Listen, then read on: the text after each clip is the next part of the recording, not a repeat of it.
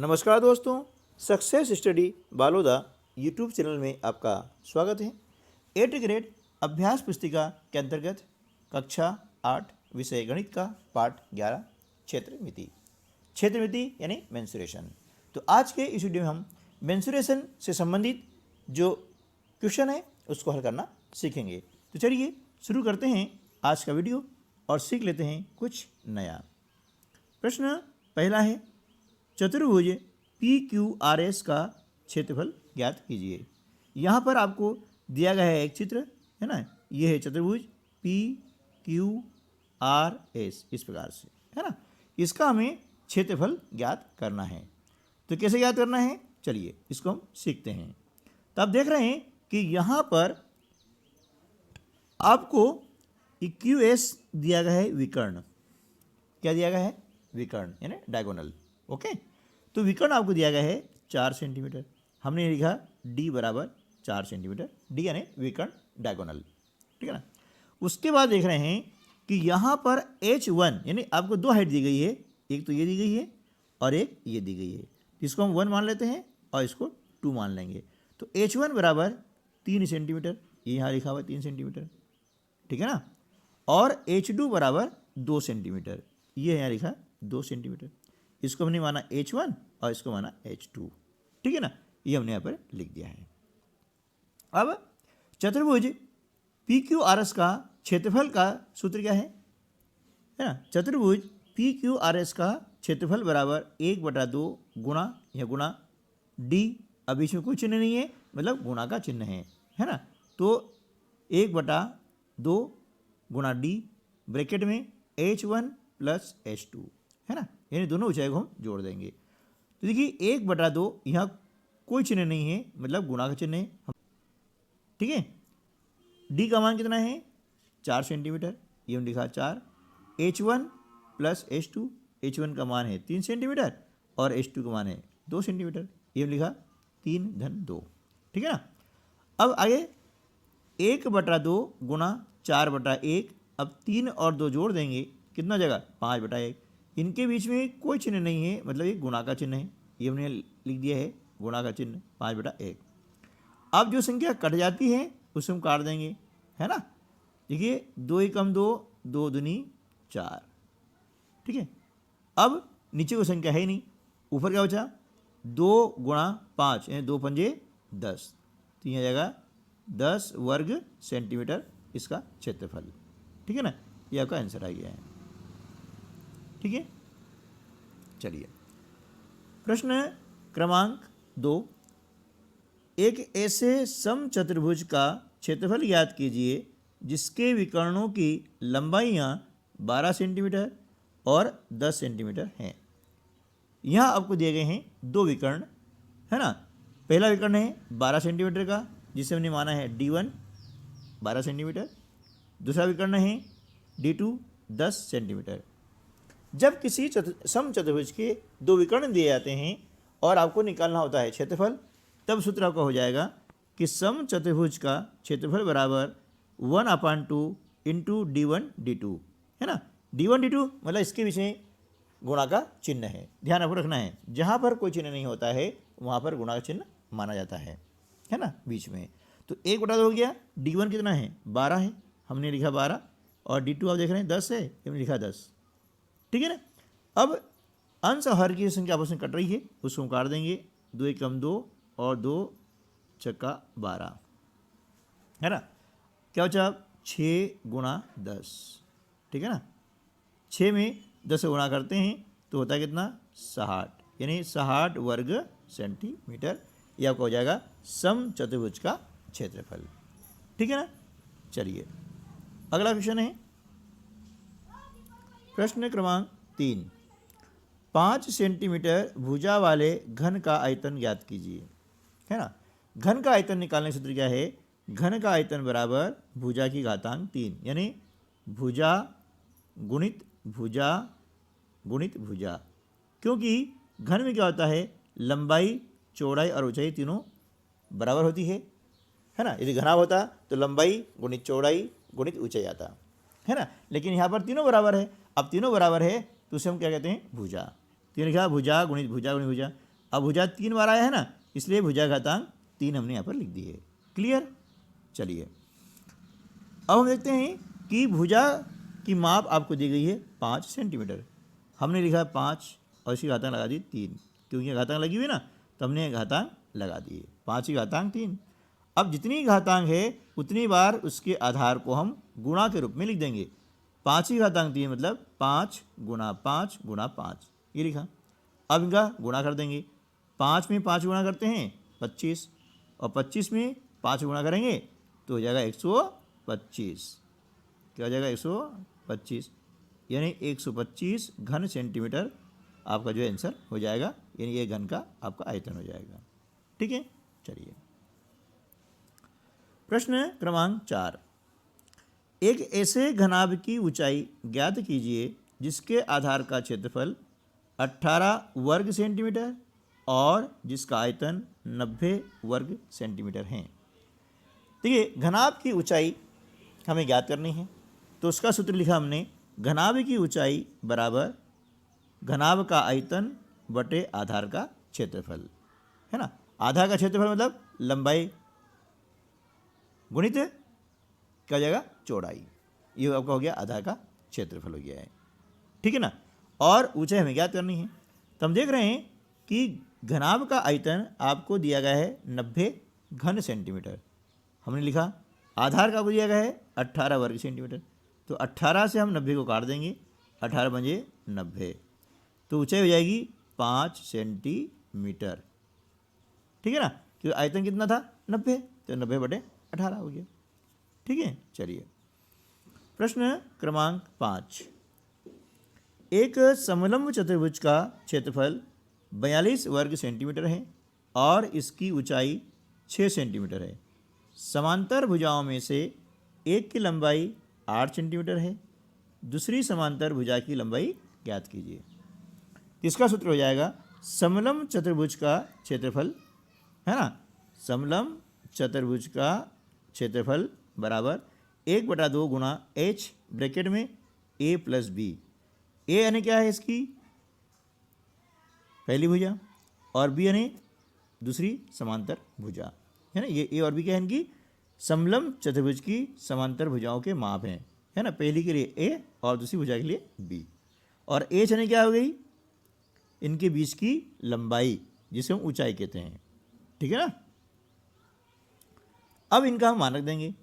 देखिए, समलंब चतुर्भुज का क्षेत्रफल आपको दिया गया है 42 सेंटीमीटर, 42 वर्ग सेंटीमीटर। हमने लिखा 42, फिर 1/2, एच कितना है? 6 सेंटीमीटर, ये हमने लिख दिया 6 सेंटीमीटर। ए का मान कितना है? 8 सेंटीमीटर, ये हमने लिखा 8। और बी हमें ज्ञात करनी है ना, ये दूसरी समांतर भुजा की लंबाई आपको ज्ञात करनी है, ये हो गया बी। ठीक है ना। चलिए अब इसको हम आगे हल कर लेते हैं, है ना। कैसे करेंगे? देखिए, यहाँ पर हम देख रहे हैं 2 से 6 कट रहा है, 2 तिया 6। ठीक है ना। तो अगली स्टेप क्या हो जाएगी, है ना। अब देख रहे हैं, अब 8 धन बी के साथ में 3 कौन सी क्रिया कर रहा है? गुणा की। पक्षांतर करेंगे यहाँ पर, तो क्या हो जाएगा? भाग आने बटे में 42/3 बराबर क्या हो जाएगा? 8 धन बी। ठीक है ना। अब 3 से 42 को काटेंगे अपन, तो 3 एकम 3 और 3 चौक 12, यानी कितना हो गया? 14। अब यहाँ हमें याद करना है भी, तो अगली स्टेप क्या जाएगी? ये 14 बराबर 8 धन बी। ठीक है ना।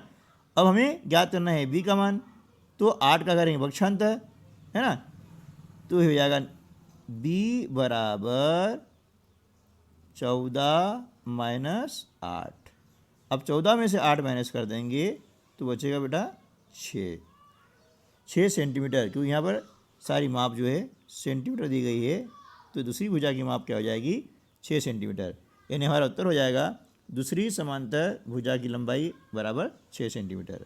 अब जो अगला प्रश्न है, प्रश्न क्रमांक 6।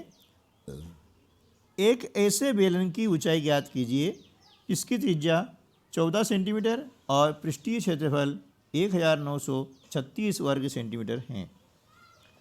अब माना हमने कि बेलन की ऊंचाई कितनी मान ली है? h। त्रिज्या यानी r आपको दी गई है 14 सेंटीमीटर, ये हमने लिखा है पर 14 सेंटीमीटर। ठीक है ना। यहाँ पर हम लिखेंगे सूत्र, बेलन का पृष्ठीय क्षेत्रफल बराबर 2πr ब्रैकेट में h प्लस r। क्षेत्रफल आपको दिया है 1936, ये हमने यहाँ लिखा 1936 लिख दिया है। 2 पाई का मान होता है 22/7, ये हमने लिखा है ना। और r कितना है 14, तो यहाँ पर हम लिखेंगे 14, यहाँ है ना, कितना लिखेंगे 14 ब्रैकेट में h धन r, h आपको याद करना है ना, और r आपको दिया है 14। ठीक है ना। अब हम क्या करेंगे, ये 7 से 14 काटेंगे, 7 दूनी 14। ठीक है, इसका हमने पक्षांतर किया तो क्या हो जाएगा, 22 दूनी 44 और गुणा 2। ठीक है ना, ये 2 बचा हुआ है, ये हमने इसके आगे लिख दिया, ये यहाँ लिख दीजिए आप, यहाँ बटा 2 हो गया। ठीक है ना। अब क्या करेंगे, 11 से काट देंगे, 11 चौके 44, ये 11 से कटेगा, 11 कम 11 बचे 8, 11 सत्ते 77 बचे 6, 11 6 66 है ना, 11 6 66। अब ये 4 से कट जाएगा तो 4 चौक 16, 4 चौक 16, 2 से काटा, ये कटा 22 बार है ना। अब चूंकि यहाँ जगह काफ़ी कम है इस प्रश्न के लिए है ना, इतनी जगह और चाहिए थी तब जाके सवाल व्यवस्थित होता। अब देख रहे हैं h धन 14 बराबर कितना हो गया, 22 हो गया ना। तो यहाँ पर लिख देंगे h धन 14 बराबर 22। ठीक है ना।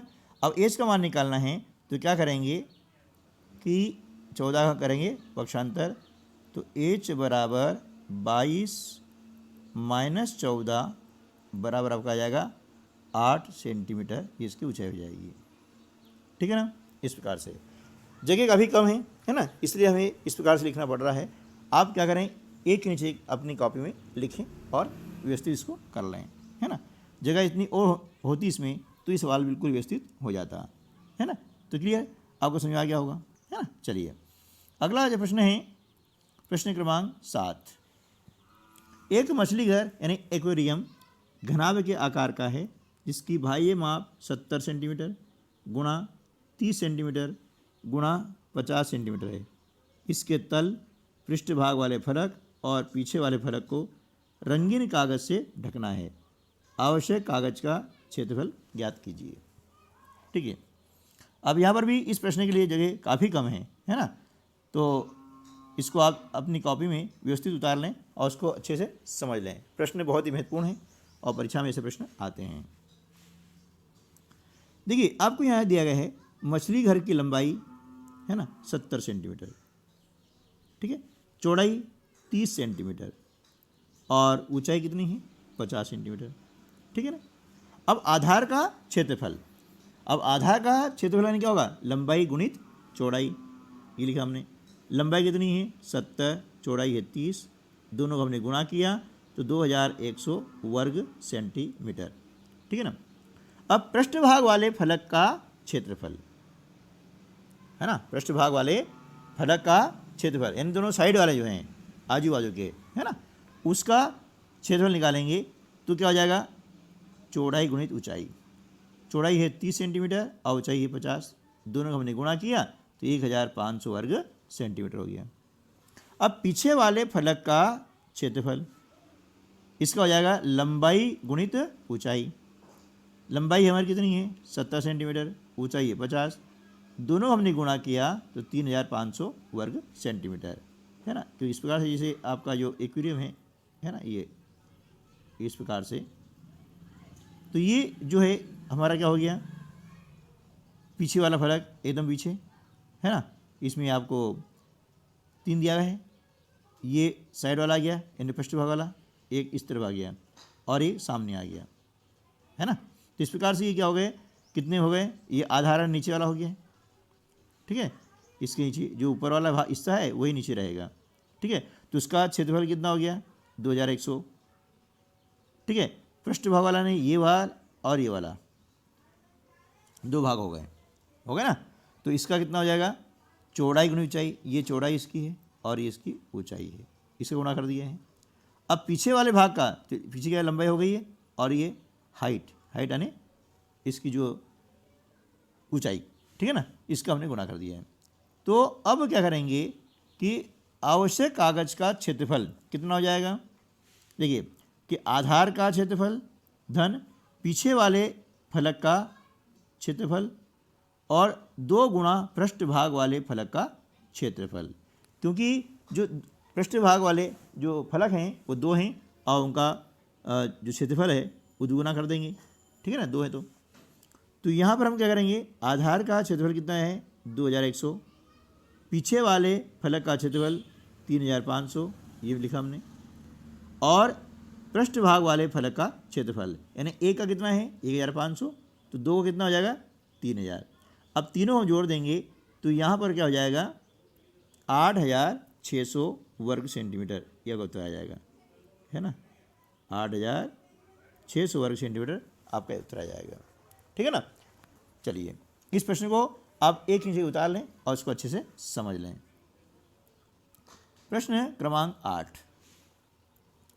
एक घनाभ की विमाएँ 60 सेंटीमीटर गुणा 54 सेंटीमीटर गुणा 30 सेंटीमीटर है। इस घनाभ के अंदर 6 सेंटीमीटर भुजा वाले कितने छोटे घन रखे जा सकते हैं, है ना।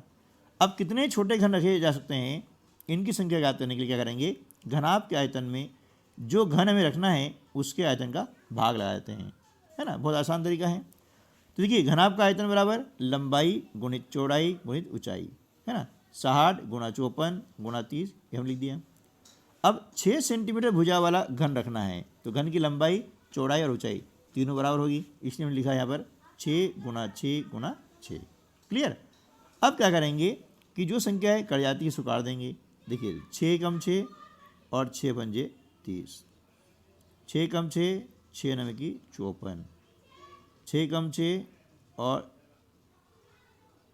10 दाई 60, हो गया ना, 6 कम 6 0 0, तो यहाँ पर हो जाएगा क्या 10 गुणा 9 गुणा 5, ठीक है।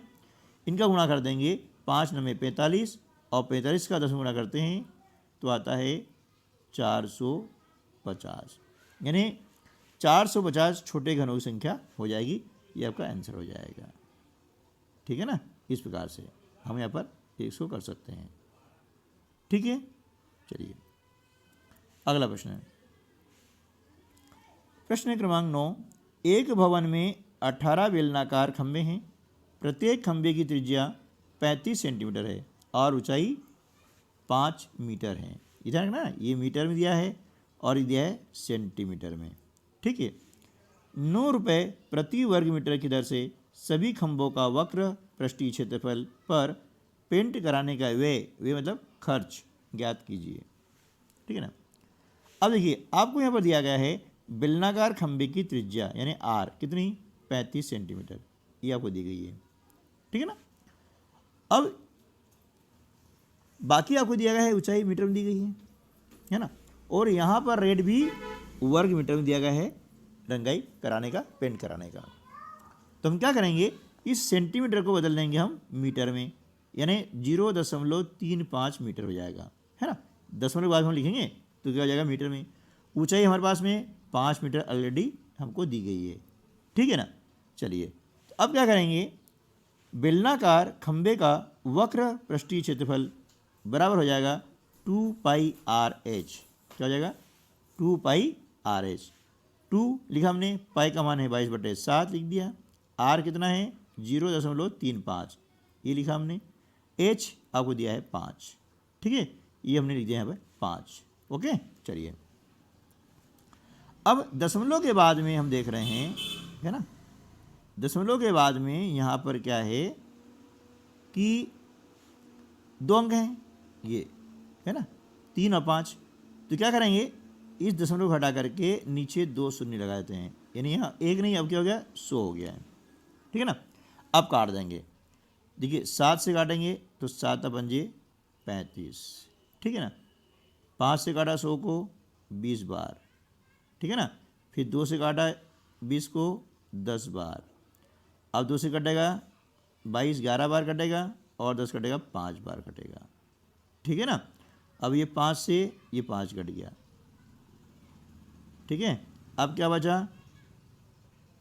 है ना, अब क्या बचा भैया, ऊपर बचा है 11, है ना, नीचे कुछ भी शेष नहीं बचा हुआ है, तो यहाँ पर उत्तर क्या आ जाएगा 11, है ना, वर्ग मीटर।